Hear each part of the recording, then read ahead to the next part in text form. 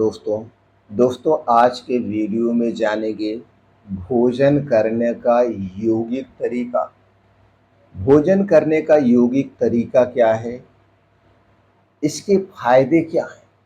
दोस्तों अगर आप भोजन करने का यौगिक तरीका 90 दिन तक फॉलो कर लेते हैं तो 90 दिन में जो चमत्कारी फ़ायदा होगा उस फ़ायदे से आप चौंक जाएंगे।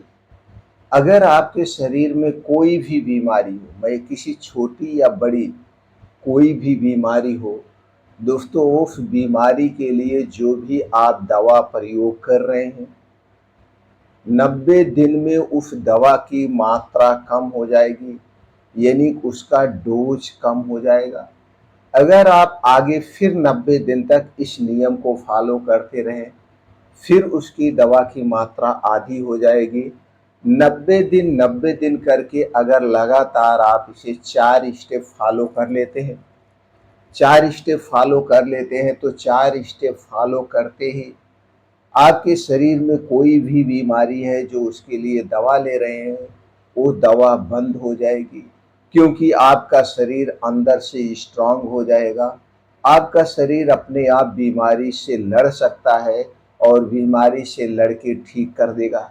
ये तो हो गई बीमारी से संबंधित बातें।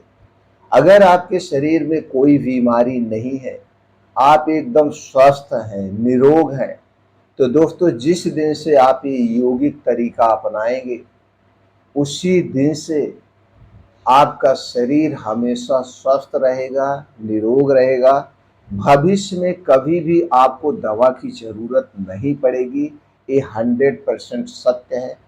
और दोस्तों यौगिक तरीका अपना करके आप एक लंबी ज़िंदगी जी सकते हैं। असमय बुढ़ापे के लक्षण को रोक सकते हैं। शरीर में जो बुढ़ापे के जल्दी से लक्षण नज़र आने लगते हैं ये सारे लक्षण खत्म हो जाएंगे। आप एकदम स्वस्थ और निरोग रहेंगे। तो चलिए दोस्तों हम जान लेते हैं सबसे पहले यौगिक नियम के बारे में।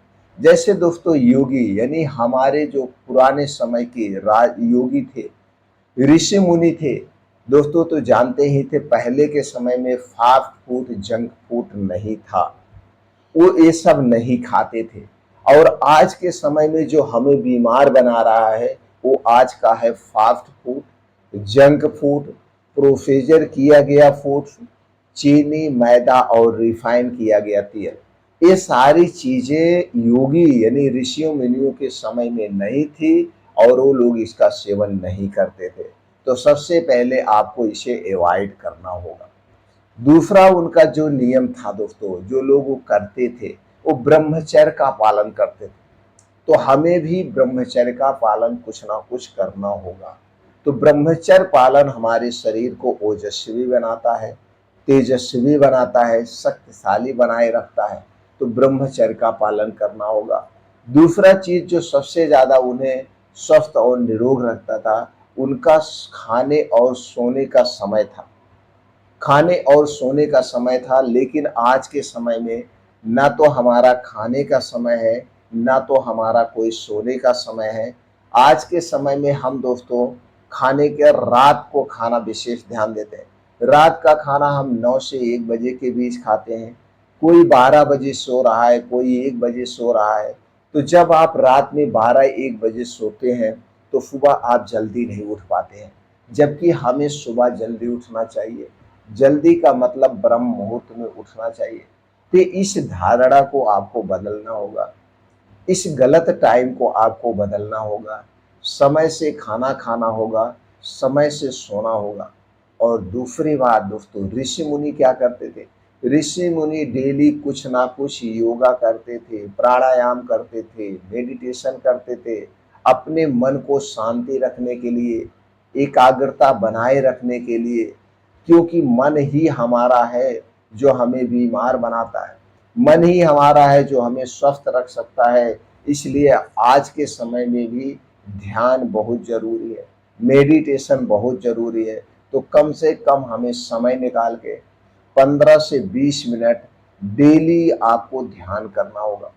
चलिए मेन पॉइंट पे चलते हैं जो हमने लिखा है भोजन करने का यौगिक तरीका। दोस्तों भोजन करने का यौगिक तरीका यह है, भोजन जो करते थे पहले के ऋषि मुनि लोग 24 घंटे में एक ही बार भोजन करते थे। 24 घंटे में एक ही बार भोजन करते थे। बाकी का जो उनका समय होता था वो अपना फल फूल आहार खाते थे, फल वगैरह खाते थे, बहुत सारे फल होते थे। तो जो भोजन करने का उनका समय था वो समय क्या था?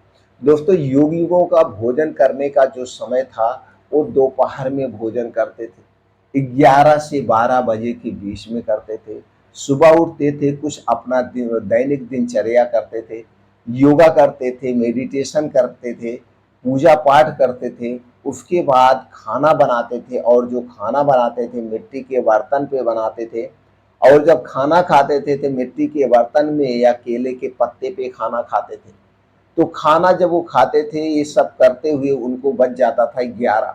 तो 11 से 12 बजे के बीच वो 24 घंटे में एक बार भोजन करते थे।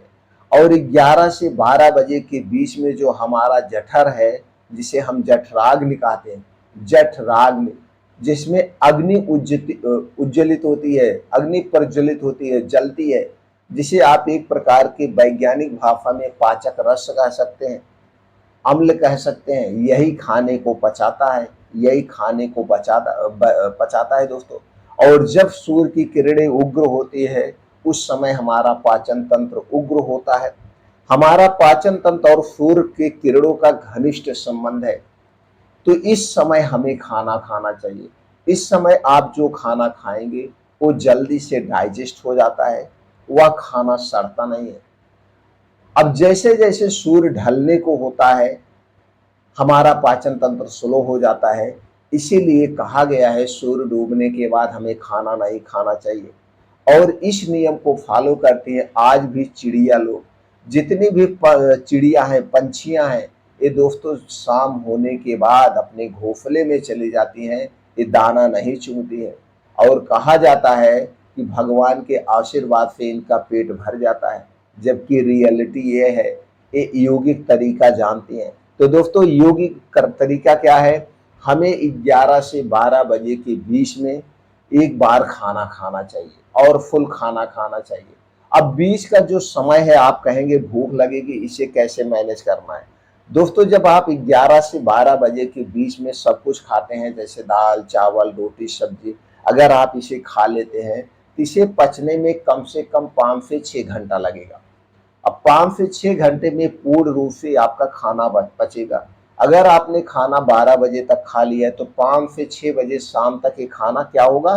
डाइजेस्ट होगा, पचेगा। अब इस बीच में खाना खाने के 2 घंटे के बाद आप पानी पी सकते हैं, ये पानी खाने को पचाएगा, लेकिन उसके पहले नहीं। खाना खाने के 1.5 से 2 घंटे के बाद पानी पीजिए।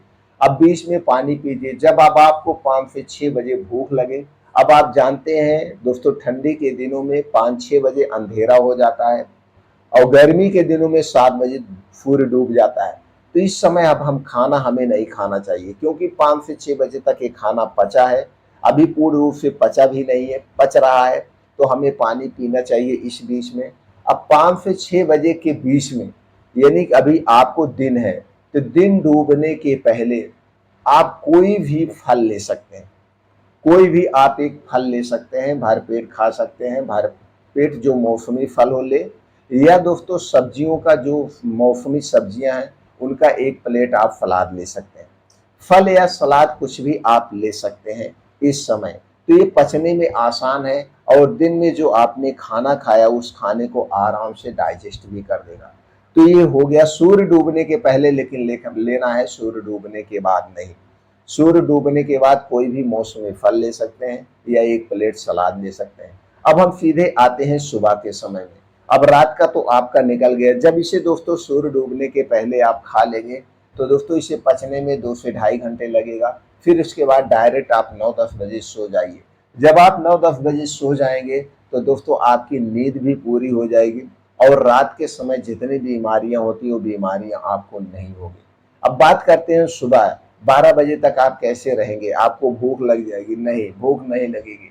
अब जैसे मान लीजिए ठंडी का समय है, तो ठंडी का समय है, अगर आप चाय पीते हैं तो चाय के स्थान पर कोई अदरक पानी ले सकते हैं, तुलसी का पानी ले सकते हैं, कोई भी का अगर गर्मी का सीजन है तो दोस्तों धनिया का पानी ले सकते हैं, सौंफ का पानी ले सकते हैं, मेथी का पानी ले सकते हैं, ऐसे कोई पानी ले सकते हैं।